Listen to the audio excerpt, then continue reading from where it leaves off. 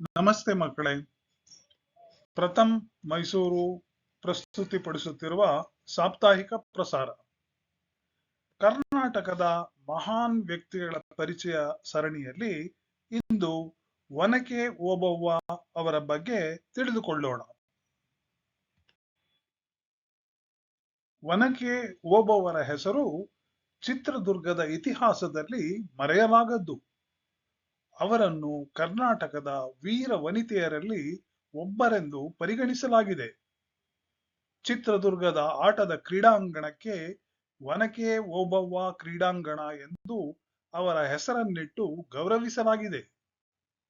ಚಿತ್ರದುರ್ಗದ ಕೋಟೆಯಲ್ಲಿ ಓಬವ್ವ ಹೈದರಾಲಿಯ ಸೈನಿಕರನ್ನು ಸೋಲಿಸಿದ ಕಿಂಡಿಯನ್ನು ಒನಕೆ ಓಬವ್ವನ ಕಿಂಡಿ ಅಥವಾ ಒನಕೆ ಕಿಂಡಿ ಎಂದು ಕರೆಯಲಾಗುತ್ತದೆ.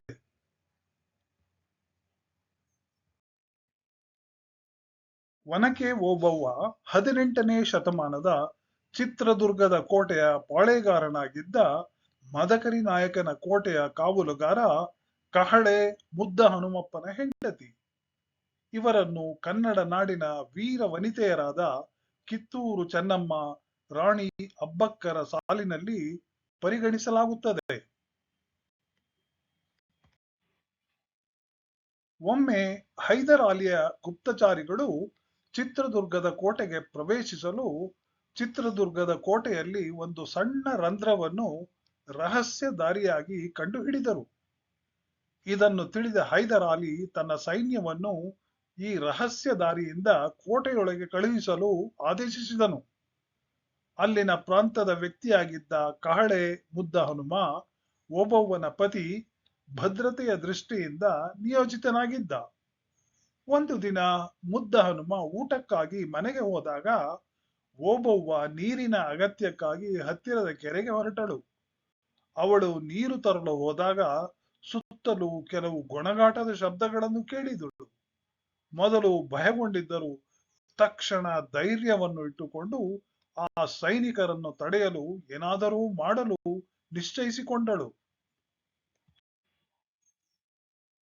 ಹತ್ತಿರದಲ್ಲಿದ್ದ ಒನಕೆಯನ್ನು ಹಿಡಿದುಕೊಂಡು ಬಂಡೆಯ ಹತ್ತಿರ ರಹಸ್ಯ ರಂಧ್ರದ ಬಳಿ ಶತ್ರುಗಳಿಗಾಗಿ ಕಾದು ಕುಳಿತಳು. ಮೊದಲ ಸೈನಿಕನು ರಂಧ್ರದ ಮೂಲಕ ತೊಳಗಾಗುತ್ತಿದ್ದಂತೆ ಓಬವ್ವ ಆ ಒನಕೆಯಿಂದ ಅವನ ತಲೆಗೆ ಹೊಡೆದು ಶಬ್ದ ಮಾಡದೆ ಅವನ ದೇಹವನ್ನು ಬಂಡೆಯ ಹಿಂದೆ ಎಳೆದು ಹಾಕಿದಳು. ಆಕೆಯು ಈ ರೀತಿಯಲ್ಲೇ ಪ್ರತಿಯೊಬ್ಬ ಸೈನಿಕನನ್ನು ಸತತವಾಗಿ ಹೊಡೆದು ಕೊಂದಳು. ಹೀಗಾಗಿ ಅಲ್ಲಿ ಸೈನಿಕರ ಶವಗಳ ಗುಡ್ಡವೇ ನಿರ್ಮಿತವಾಯಿತು. ಒಳಗಡೆ ಇದ್ದ ಮೇಲೂ ಕಾವಲುಗಾರ ಮುದ್ದ ಹನುಮ ತನ್ನ ಪತ್ನಿ ಕಾಣದೇ ಇರುವುದನ್ನು ಗಮನಿಸಿ ಹೊರಗೆ ಬಂದು ನೋಡಿದಾಗ ಓಬವ್ವ ತನ್ನ ಶೌರ್ಯದಿಂದ ಅನೇಕ ಸೈನಿಕರನ್ನು ಹೋರಾಡಿ ಕೊಂದಿರುವುದನ್ನು ಕಂಡನು. ಆತ ಶೀಘ್ರವೇ ಬೆಟ್ಟದ ಮೇಲೆ ಹೋಗಿ ರಾಜನಿಗೆ ತಕ್ಷಣವೇ ಆಕ್ರಮಣದ ಎಚ್ಚರಿಕೆಯನ್ನು ನೀಡಲು ಕೊಂಬನ್ನು ಊದಿದನು.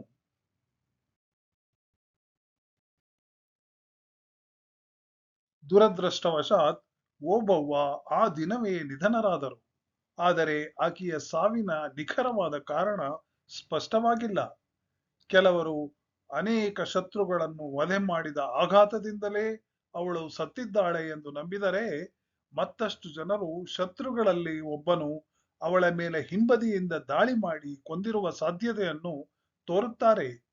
ಒನಕೆ ಓಬವ್ವನ ಜನ್ಮದಿನವಾದ ನವೆಂಬರ್ 11ರಂದು ಓಬವ್ವ ಜಯಂತಿಯನ್ನು ಆಚರಿಸುವ ನಿರ್ಧಾರವನ್ನು ಕರ್ನಾಟಕ ಸರ್ಕಾರ ಕೈಗೊಂಡಿದೆ. ಈ ದಿನವನ್ನು ಕನ್ನಡ ಮತ್ತು ಸಂಸ್ಕೃತಿ ಇಲಾಖೆಯ ಮೂಲಕ ಆಚರಿಸಲು ಆದೇಶಿಸಲಾಗಿದೆ.